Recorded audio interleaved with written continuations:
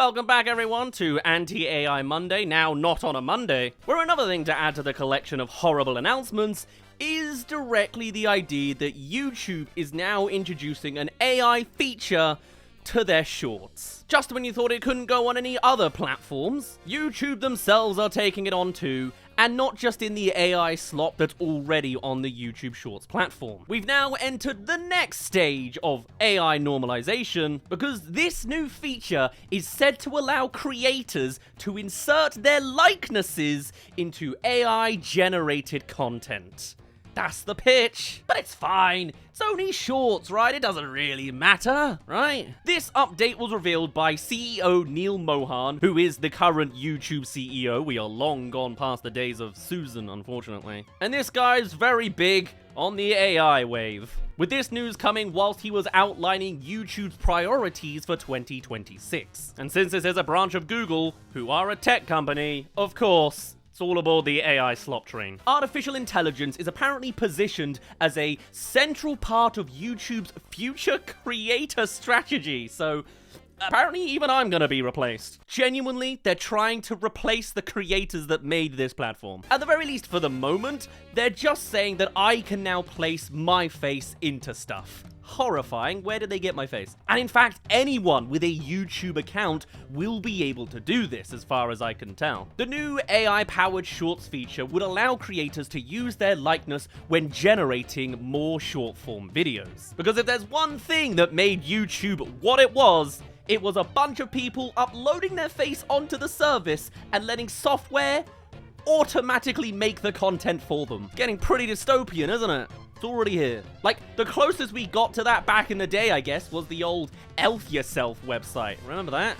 That's a blast from the past. Take me back. Anyway, apparently this AI tool won't be alone, as there are additional tools for music, games, and other creative formats coming. The feature is framed as an optional tool designed to support creative expression rather than replacing creators outright. But it is still the matter of replacing yourself with an AI clone to do the work for you. It's so tech, bro. You know, it's just like, oh, you know what I want out of AI? The ability to be lazy and not put in the passionate work projects that this passionate platform with its passionate career making of artistic creation. Yeah, forget all that. I don't want that anyway. Someone else can do it. Myself, but not me. It's baffling, man.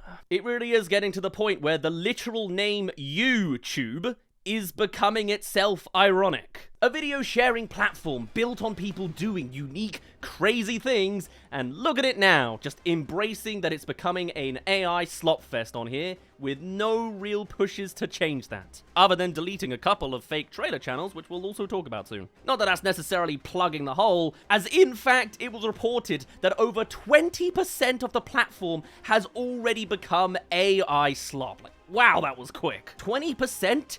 Even against the prior 20 years of uploads before it started. I guess it really is just that easy when you just have to write prompts to make the content. And apparently, these AI videos are making millions of dollars, which, as a creator who has spent almost 14 years building this channel, it's particularly fun to hear. Of course, this is all the AI videos combined, so it's not quite the same scale, but I obviously haven't managed to amass that level of wealth through pretty successful, genuine human work. The tech bros are gonna tech bro, I guess. And to be fair, it explains how there's an incentive for YouTube to continue to allow AI. But I mean, like, come on, man. Mohan said more than 1 million channels were already using YouTube's AI creation tools on an average day in December. So that's our reason why they're now getting on it themselves. Though generative AI has existed in other tools for YouTube already, there's a whole Discover tab in my analytics that I've shared a couple of times that comes up with suggestions for future videos with an AI-generated title and thumbnail that used to use Disney character likenesses. Don't know if it still does that anymore. I don't bother to look at that tab. It's not very helpful anyway. It's like, hey, you made an Incredibles video. Have you considered making an Incredibles video? whether you've made it or not, or whether it works. No, that's not what I'm gonna do. There does seem to be an element of trying to get on top of AI, seems as individuals are absolutely running wild with it, with their slop machines. This statement almost feels like they're saying, we're adding the features out of damage control. You know, it's not a glitch, it's a feature. I think it's gonna be really interesting to see how this plays out, because when you upload your likenesses to Shorts, does that mean your likeness is now baked into like YouTube's AI database? I know we're on very basic terms of regulations, but I feel like there's gotta be some sort of contract to allow your likeness to be consumed by an AI coming soon. The ownership thing around that kind of content here feels particularly messy even before it started, where likeness and who actually owns it is concerned. Though apparently, they've also thought of that. YouTube also said it is developing new systems to help creators manage how their likeness is used in AI-generated content, building on its existing Content ID framework, which sounds like it'll actually be able to catch people regurgitating your content or using your image, which I suppose is a good thing at least. It's still just a nightmarish concept in general of YouTube's AI having access to all of our faces and information, but hey, at least the big scary living computers protecting you from other people, I guess. But the safeguards they've already put in there for AI will continue for this new stuff. YouTube said it is building additional safeguards around AI-generated content. They will continue labeling content created with its AI tools and require creators to disclose realistic, altered, or synthetic media. There's a little tick box whenever you upload to say this is not AI, essentially. It's that. It is some attempt at regulation with something that has only so far felt pretty unregulated. The governments aren't going to put it into law, then at least YouTube's system can put in rules. God, I hate these statements I'm having to make. Hey there, thank you for making it to the halfway mark of this video. Come subscribe if you haven't already for more anti-AI news. And hey, I never really do YouTube updates, but that's something I could consider. Behind the scenes, I love talking YouTube analytics and talking about the creator space a little bit more. I'll keep an eye on the views of this video. Maybe I'll cover every announcement made by Neal these days. Anyway, thanks for tagging along, and now to the second half of this video. But technically, that method has worked very well when it comes to copyright laws, as without the YouTube copyright system giving us claims and strikes, the alternative is straight up lawsuits and suing straight away. It's like a barrier of rules to protect you from the legality of outdated laws not keeping up with the modern day. Still all terrible AI stuff though. And after all the stuff like Grok's recent controversies, regulation is absolutely something that needs to be implemented. It is no coincidence that they've announced additional parental controls for kids and teenagers. They need to be on their best behavior, so it's an interesting time to pull out the AI card now, during these circumstances. And it's something that YouTube will need to factor in as well, as countries like the UK are looking to join Australia on the under 16 social media ban, because YouTube has always ridden a fine line there in terms of its social media status. It's a video site, but clearly has a lot of the same functions as any other social media. To the point, I believe in Australia, they do ban YouTube, but they don't ban YouTube Kids. If anything, it was the first popular social media platform. Particularly now they've secured their copycat of TikTok with Shorts, they are very much on shakier ground here too. Historically, teenagers have been a big part of their demographic, and I'm not sure that YouTube Kids is gonna quite cut it for them. So now, you're actively entertaining AI on their service. So you're going to need to be concrete on those safeguards. I mean, actually Disney are gonna be letting people do the same thing on Disney Plus, so whatever. I'm still as confused on that one as I was 2 months ago, as much as I am angry. But the AI Shorts announcement was part of a wider set of 2026 priorities. They're also adding new monetization tools, new shopping features, updates to YouTube TV, and of course parental controls. Mohead even doubled down on using AI for moderation as the platform faces backlash from creators who reported wrongful bans. So that's fun for creators like movie YouTubers who use a lot of clips, but it all falls under fair use because they are review videos. But anyway, the other takeaway here is the emphasis on YouTube Shorts. What first seemed like their lame attempt at TikTok has now become their successful attempt at TikTok, with apparently YouTube Shorts now reaching 200 billion daily views. That's enough for 250 daily views per person on the planet. And my mum's not contributing a single one of those. So how much stuff are us in the under 35 club consuming here? I don't want to know that statistic. But it also makes sense. I very recently had a YouTube short on my own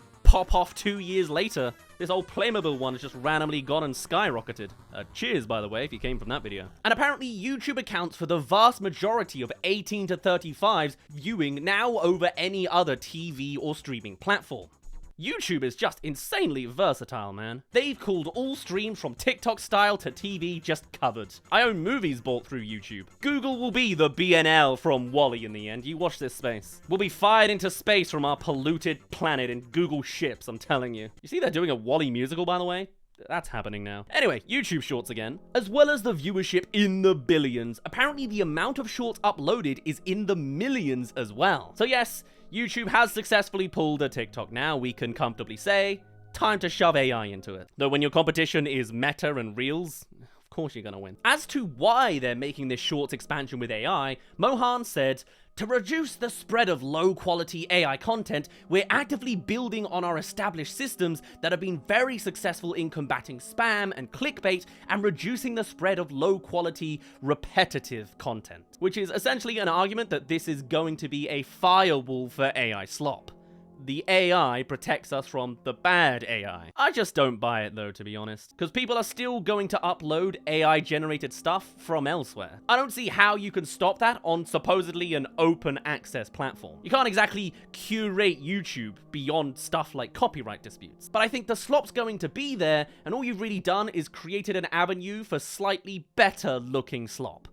But a polished turd is still a turd. The other things they'll be adding to Shorts is an image post function, because it wasn't clear enough that they're copying TikTok. And to be fair, we've already seen the picture become a thing on YouTube with community posts. I've been dabbling myself with that. I'm trying my best to use all the features on YouTube. I ain't gonna use the AI ones though. But I'm sure I will dabble with image-based shorts as well. I guess I can upload alternative thumbnails again. From my feed as well, community posts now are shared out into the algorithm like everything else, whereas initially it looked like it would be a subscriber-only thing. I guess what's most obvious here is that YouTube just continues to be this Frankenstein monster of a platform. They've just taken a little bit of everything at this point. It's a streamer, it's TV, it's TikTok, it's social media posting, it's a kids channel, and now it's gonna be another AI interface. If you introduce a new thing, then YouTube will do it too. I guess the only thing they haven't done is a private message function, but that was back in the olden days, right alongside the 5-star rating. Anyone remember that? You know me, I'm not a fan of any AI progress really, it's pretty much always reductive in some way, and I certainly don't like it in my own workplace. Nonetheless, I'm interested to see how it plays out, and whether it will actually curtail the more sloppy AI coming onto the platform, or is an excuse for us to point and laugh at a failed side piece of YouTube. This is the same company that made Google Plus the social media platform, so it could very well burn and die when the AI bubble pops. We can point and laugh and make a song with a ukulele about it. But hopefully we'll also find time to address the 20% AI content on the platform problem. We'll see where we go from here, but who's to say whether you'll be watching a perfectly realized AI version of me in a few years' time? That wouldn't be my choice, unless for some sort of parody commentary, and I'll make it very clear. I don't think that's gonna happen. Here's to the days of synths. You never know which creators are real and which are not. Yay. For now, though, I'd best finally end it off there. What a bombshell news to discover for the start of the year. I'll add it to the collection. My name's been Daz. Thank you very much for reaching the end of this video. Do tell us your thoughts on AI on YouTube Shorts. I can guess. Is there any spin that makes this worthwhile? Where do we go from here? I'd love to hear all of your thoughts and more. Give us any predictions if you have any. But otherwise, I shall see you all in a little bit. Cheerio.